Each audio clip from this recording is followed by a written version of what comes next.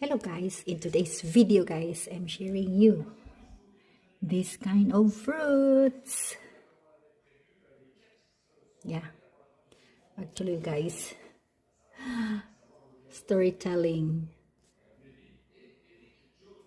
The rabbit today of my neighbor escaped and successfully guys, we were able to capture the very intelligent and clever rabbit.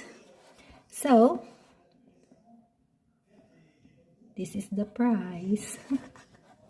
I'm so happy guys. I was able to receive a gift from my neighbor. Now, we will transfer it. So, do you know what is this kind of fruits?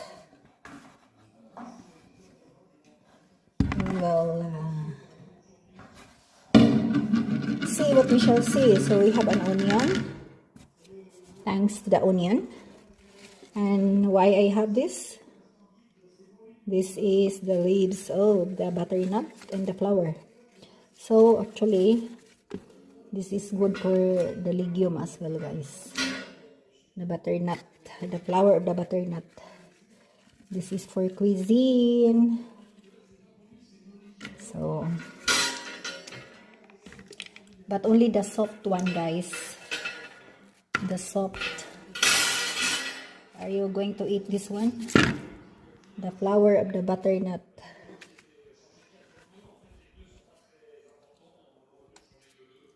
So, are you going to eat that one? And now, we have these fruits.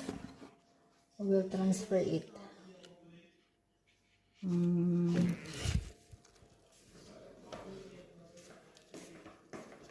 We'll find a big box.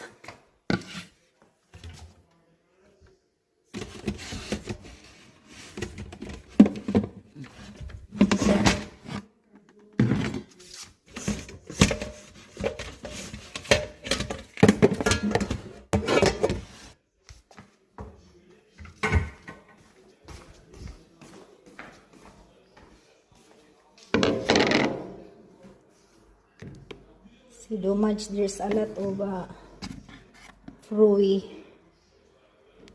Don't you know that there is this kind of fruit, guys, according to my neighbor.